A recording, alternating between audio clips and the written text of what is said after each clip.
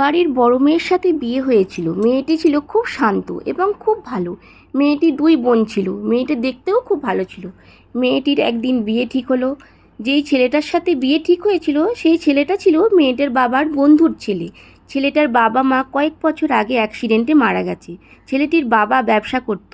সেই ব্যবসা এখন ওই ছেলেটি দেখাশোনা করে। মেয়েটির সাথে বিয়ে ঠিক হবার পর কয়েক মাস বেশ ভালোই কাটছিল। ছেলেটি মেয়েটাকে খুব ভালোবাসতো। তারপর একদিন মেয়েটির বোন উচ্চ মাধ্যমিক দেবার পর কলেজে ভর্তি হলো। কলেজটি ছিল তার দিদির বাড়ির কাছে। এইখানে শুরু হলো তার দিদির কপাল পোড়া। দিদি কি জানতো যে তার ছোট বোন তার সাথে এরকম করতে পারে? আসলে দিদি ছিল খুব সহজ সরল। তাকে যা বোঝাতো দিদি তাই বুঝতো। দিদি জানতো যে তার স্বামী তাকে খুব ভালোবাসে, তাই তার জন্য কোনো রকম কথা তার মাথায় আসেনি।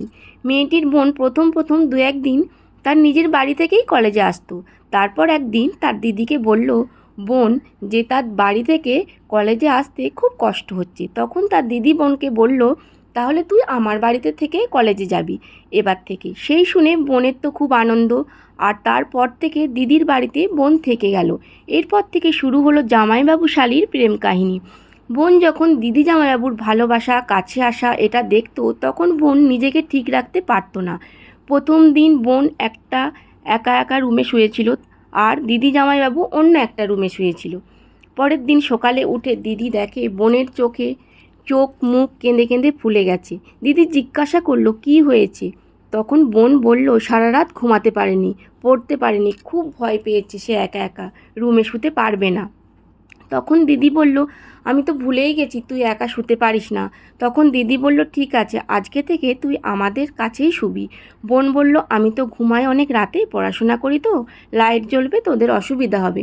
তখন মেয়েটি জামাইবাবুকে বলল, ঠিক আছে, আমি তো ব্যবসার কাজ করি অনেক রাত অবধি, তাহলে আজকে থেকে তোমার রুমে ব্যবসার কাজ করব। তুমি তখন পড়াশোনা করবে, তোমার পড়াশোনা হয়ে গেলে তুমি যখন ঘুমিয়ে যাবে তখন আমি আমার রুমে চলে আসবো। তখন তার দিদি বলল যে তার দিদি একা ঘুমাতে পারে, তার ভয় করে না, তাই তার দিদির কোনো অসুবিধা হবে না। তখন মেয়েটির জামাইবাবু বলল, তার দিদি রাতে জেগে থাকলে তার দিদির শরীর খারাপ করে, সারাদিন অনেক কাজ করে তো তাই। আর বোন তো এটাই চাইছিল মনে মনে। বোন তো দিদির কাছ থেকে জামাইবাবুকে নিজের করা এটাই ছিল। মেয়েটির বোন জামাইবাবু খুব হ্যান্ডসাম ছিল, দেখতে খুব ভালোও ছিল আর অনেক ধনীও ছিল। তার আগেই বলেছি মেয়েটির দিদি খুব ভালো ছিল, তাই তার স্বামী আর বোনকে বিশ্বাস করত। তারপর দুজনে মানে জামাইবাবু শালি একই রুমে থাকতে শুরু করলো। প্রথম প্রথম বোন পড়াশোনা করে ঘুমিয়ে যেত, তারপর জামাইবাবু চলে আসতো নিজের রুমে।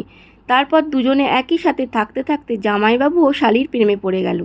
ঘি আর আগুন পাশাপাশি থাকলে তো আগুন জ্বলবেই, শালি তো এটাই চাইছিল। আর একই রুমে থাকতে থাকতে কাছাকাছি আসাতে অনেক সুবিধা হলো। দিদি কিন্তু কিছুই বুঝতে পারতো না। এইদিকে মেয়েটির জামাইবাবু তার দিদির রুমে যাওয়া বন্ধ করে দিল। তখন তো জামাইবাবু অল্প বয়সী শালির প্রেমে হাবুডুবু খাচ্ছে। জামাইবাবু তখন শালির কাছ থেকে সব কিছু তো পেয়েই যাচ্ছে, তাই আর তার বউয়ের রুমে যাবার কি দরকার। এতটাই প্রেমে মত্ত হয়ে গেল যে সারাক্ষণ সে তার শালির কাছেই থাকতো। তার শালি কলেজ পর্যন্ত বেশি যেত না আর। আবার কলেজে যাবার নাম করে জামাইবাবুর সাথে বাইরে ঘুরতেও চলে যেত। আর দিদি কি বোকা, ওদেরকে কত বিশ্বাস করেছিল, কোনো কিছু নিয়ে দিদি জিজ্ঞাসাও করতো না পর্যন্ত। জামাইবাবু এতটাই শালির প্রেমে মত্ত ছিল, তার ব্যবসা ক্ষতি হচ্ছে তাও বুঝতে পারল না। জামাইবাবু শালি দুজনকে এক সেকেন্ডও না দেখে থাকতে পারতো না। আর দিদিটা কি বোকা যে তার নিজের স্বামী নিজের বোন তাকে কিভাবে ঠকাচ্ছে, একই বাড়িতে সে থাকা সত্ত্বেও তার বোনের সাথে দিনের পর দিন শারীরিক সম্পর্ক করছে। এটা যখন তার দিদি জানতে পারল তখন তার দিদির মাথায় বাজ পড়ল। তখন তার দিদি তাদের মাঝখান থেকে সরে গেল। আর আগেই বলেছি জামাইবাবু এতটাই শালির প্রেমে মত্ত ছিল তার ব্যবসায় ক্ষতি হচ্ছে সেটাও বুঝতে পারেনি।